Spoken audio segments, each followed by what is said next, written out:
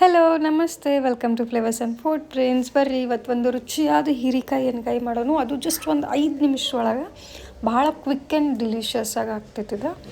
So ಇಲ್ಲಿ ನೋಡ್ರಿ, ನನ್ನ ಹತ್ರ ಇಲ್ಲಿ 1/2 kg ಹೀರಿಕಾಯಿ ಐತಿ. ಇದನ್ನು ನಾವು ಇದ್ರದ್ದು ಸ್ಕಿನ್ನ ಚಲೋ ತಂಗಿ ಪೀಲ್ ಆಫ್ ಮಾಡ್ಕೊಳ್ಳೋಣ ಮೇಲಿಂದ.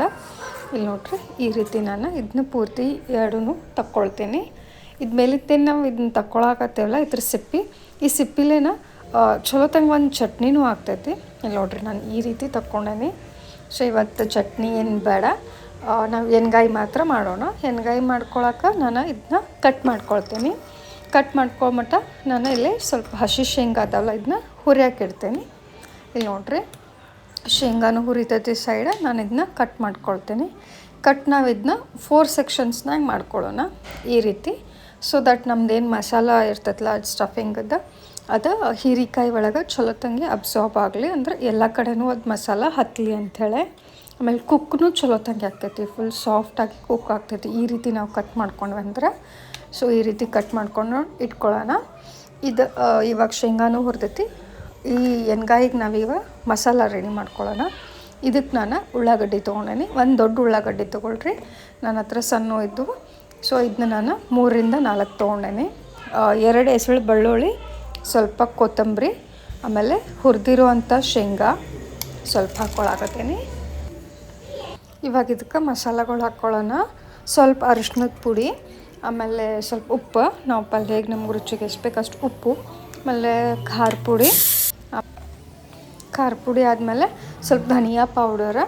ಇದನ್ನಿಷ್ಟೂ ಹಾಕ್ಕೊಂಡು ನಾನು ಚೆಂದಾಗಿ ಒಂದು ಮಿಕ್ಸ್ ಕೊಟ್ಕೊಂಡ್ಬಿಡ್ತೇನೆ. ಇಲ್ಲಿ ನೋಡ್ರಿ, ಪೂರ್ತಿ ಫೈನ್ ಪೇಸ್ಟ್ ಬೇಡ, ಈ ರೀತಿ ನಾನು ಇದನ್ನ ಪೇಸ್ಟ್ ಮಾಡ್ಕೊಂಡೇನಿ.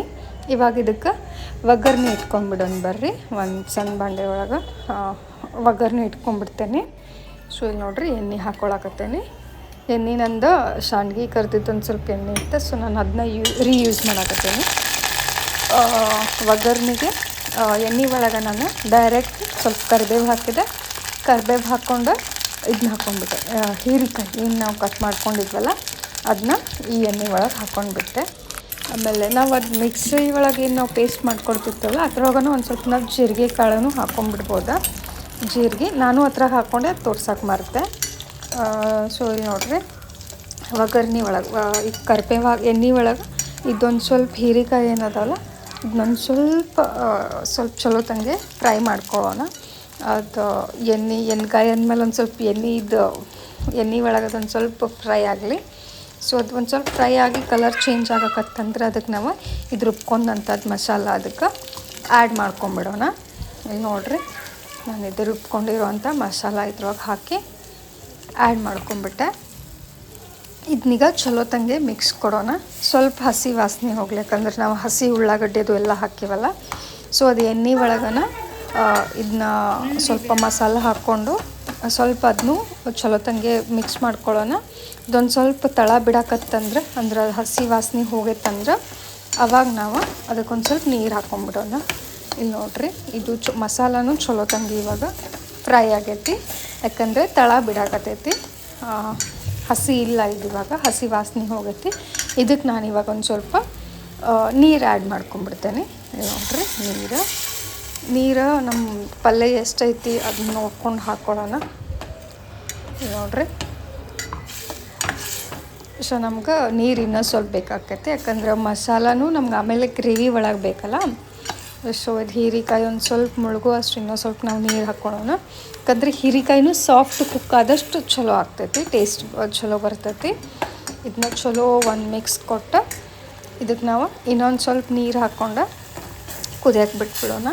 ಈ ರೀತಿ ನಾವು ಮಾಡಿದ್ವಿ ಅಂದರೆ ಹೀರಿಕಾಯಿ ಇಷ್ಟು ಟೇಸ್ಟಿ ಆಗ್ತೈತಿಲ್ಲ. ಆಮೇಲೆ ಭಾಳ ಕ್ವಿಕ್ಕಾಗಿ ಆಗ್ತೈತೆ, ಭಾಳ ಕ್ವಿಕ್. ಅರ್ಜೆಂಟಾಗಿ ನಮಗೇನಾದರೂ ಒಂದು ಚಲೋದು ಪಲ್ಯ ಮಾಡಬೇಕಿತ್ತು ಈ ಥರ ಎಣ್ಗಾಯಿದು ಅಂಥೇಳಿ ಅದನ್ನ ಹೆಂಚಿ ತುಂಬಿ ಕರೆದು ಎಲ್ಲ ಮಾಡೋಕ್ಕಿಂತನೂ ಈ ರೀತಿ ಮಾಡ್ಕೊಂಡ್ವಿ ಅಂದ್ರೆ ಭಾಳ ಕ್ವಿಕ್ಕಾಗಿ ಆಗ್ತೈತಿ. ಆ್ಯಂಡ್ ಬಿಲೀವ್ ಮೀ, ಭಾಳ ಟೇಸ್ಟಿನೂ ಆಗ್ತೈತಿ. ಸೊ ಟ್ರೈ ಮಾಡಿ ನೋಡಿರಿ ಒನ್ಸ್ ಫಾರ್ ಶ್ಯೂರ್. ಇಲ್ಲಿ ನೋಡಿರಿ, ಇವಾಗ ಇದನ್ನ ನಾನು ಇನ್ನೂ ಸ್ವಲ್ಪ ಎಕ್ಸ್ಟ್ರಾ ನೀರು ಹಾಕಿ ಕುದಿಯೋಕೆ ಇಟ್ಕೊಳ್ಳೋಣ. ಸೈಡ್ ಬೈ ಸೈಡ್ ನಾನು ಚಪಾತಿನೂ ಮಾಡ್ಕೊಂಡ್ಬಿಡಾಕ್ತೀನಿ. ನನ್ನ ಚಪಾತಿ ಆಗೋ ಮಟ್ಟ ಈ ಸೈಡ್ ನಂದು ಹೀರಿಕಾಯಿ ಪಲ್ಯನೂ ಆಗಿಬಿಡ್ತೈತಿ. ಈಗ ಆಲ್ಮೋಸ್ಟ್ ಆಗೈತಿ. ನಾನು ಒಂದು ಕುದಿಯೋಕೆ ಇಟ್ಟು 1-3 ಮಿನಿಟ್ಸ್ ಆಯಿತು. ಇಲ್ಲಿ ನೋಡ್ರಿ, ವಾವ್, ಎಣ್ಣೆನೂ ಬಿಟ್ಟೈತಿ. ಈ ರೀತಿ ಮೇಲೆ ಒಂದು ಎಣ್ಣೆದು ಲೇಯರ್ ಬಂತಂದ್ರೆ ನಮ್ದು ಯಾವುದೋ ಡಿಶ್ ಇದ್ರೂ ಅದು ಪರ್ಫೆಕ್ಟ್ಲಿ ಕುಕ್ ಆಗೈತೆ ಅಂತ ಅರ್ಥ. ಇಲ್ಲಿ ನೋಡಿರಿ, ಗ್ರೇವಿನೂ ಮಸ್ತ್ ಬಂದೈತಿ, ಹೀರೆಕಾಯಿನೂ ಫುಲ್ ಸಾಫ್ಟಾಗಿ ಕುದ್ದದ. ಸೊ ನಮ್ದು ಡಿಲಿಷಿಯಸ್ ಕ್ವಿಕ್ಕಾಗಿ ಹೀರೆಕಾಯಿ ready to eat. Thank you, bye.